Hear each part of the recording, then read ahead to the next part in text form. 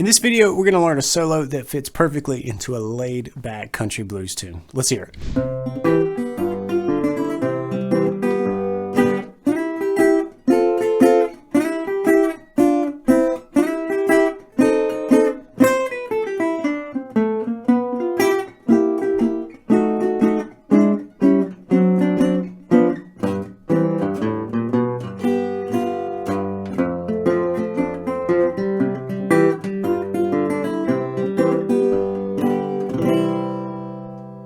Hey, John here, and this is your Tuesday Blues, where every week we come together for a guitar lesson to help you play better blues. That's what it's all about, and today we're going to do that with a sweet country blues solo that comes with some cool chord moves and a pretty sweet lick. My BGI members have access to the interactive tab player for this solo, plus the full Georgia Blues course so that you can pop this solo into the main progression and have some fun with it as a complete composition. Let's get started breaking down the solo. Now, I'm playing in standard tuning. I'm using my resonator guitar, and I have a thumb pick on. But you don't have to use a resonator, you don't have to wear a thumb pick. I just find this is a really good match in tone for this ragtimey thing that I'm playing.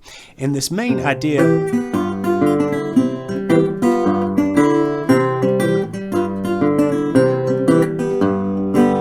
comes out of a BGI course called Georgia Blues. We're really just doing alternating bass between a C and a G chord, adding some pretty fancy picking on top, although in the course we start really basic and build up to this. But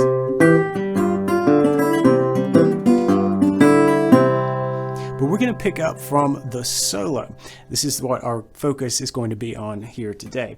I'm going to slide up from the 3rd fret on the 2nd string all the way up to the 5th fret. And then I'm going to make sure and plant my index finger on the 3rd fret of the 1st string. So I'm playing just 2 notes, but it's really the top of a C major triad. So keep that in mind. It's always good to know where your notes are coming from. And in this case, we're in the key of C with this whole thing, and we're playing the top 2 notes from a C major triad. All right, and I'm really sliding and picking down, and then I'm going to strum up through both strings and then down through both strings and then rest before moving to an F major.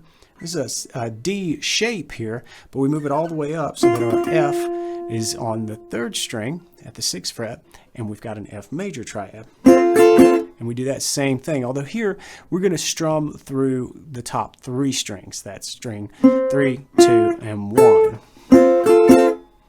All right, with that same down, up, down strumming motion. Then we're going to repeat that first part, drop it down, strum once with a downstroke, and then drop down to a C, the top of the C chord, right? There's a C note and the E note. So it's really just 2 notes from a different C major triad. Or we can think of it as coming from the full C chord, but we've got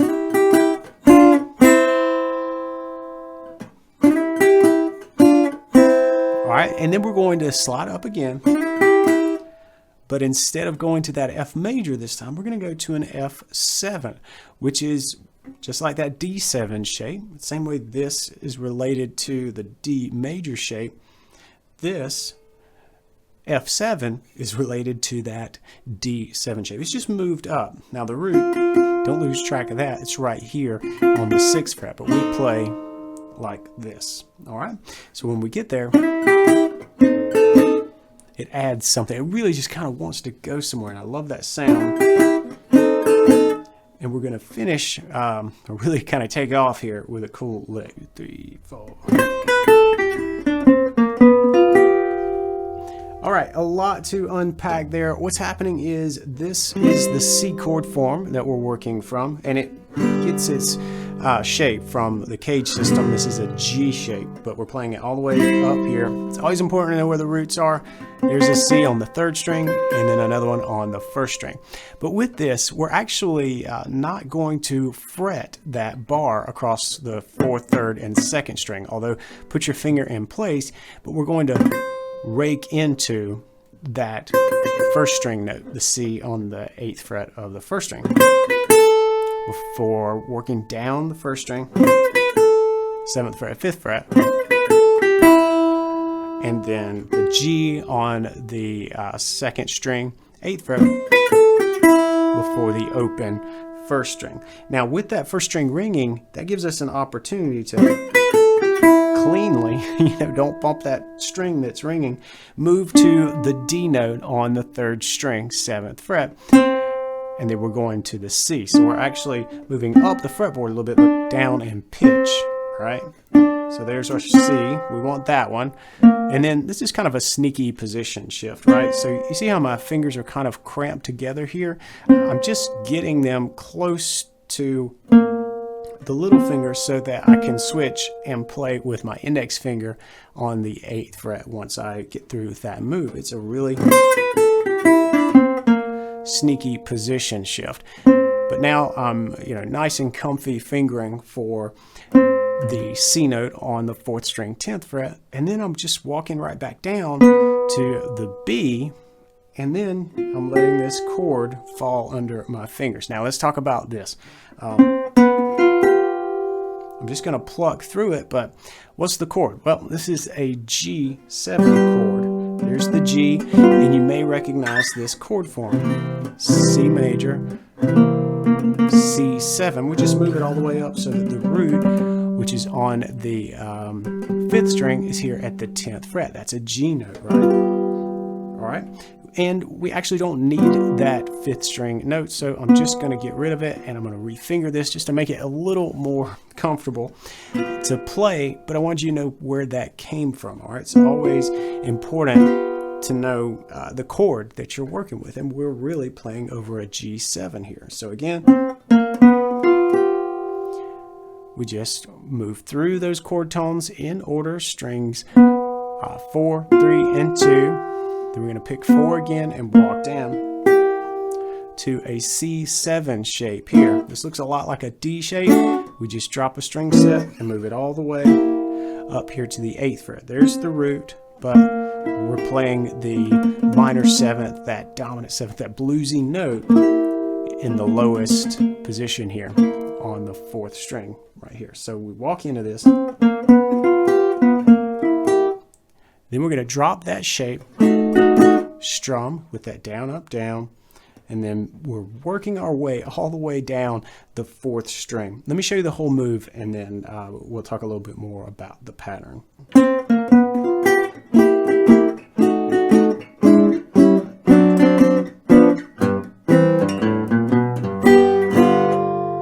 All right, and here we're getting back into the course material, Georgia blues, but we got to pay attention to what we're doing on that 4th string. So we already know this part.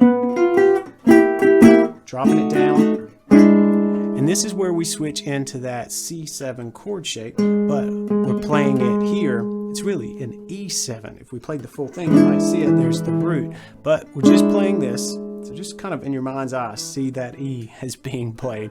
And what we're going to do from here is then switch to an A7, and then from here to a D7. Again, mind's eye, there's the root, D7, and then G.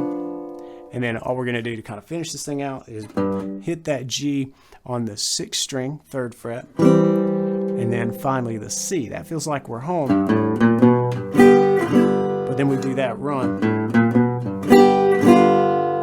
to then get us into our G chord, and then an F chord,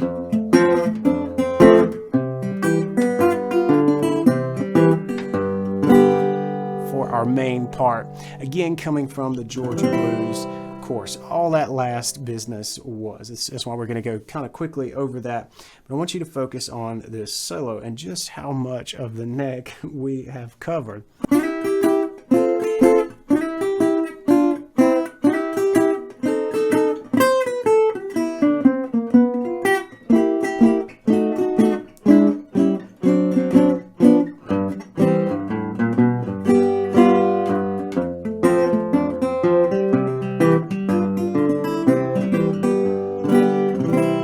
I hope you enjoyed this video and that you got something out of it. If you did, give me a thumbs up, hit subscribe, and check out this video that I got right over here. Just click or tap right there, and I'll see you in the next video. Until then, practice smart and play on.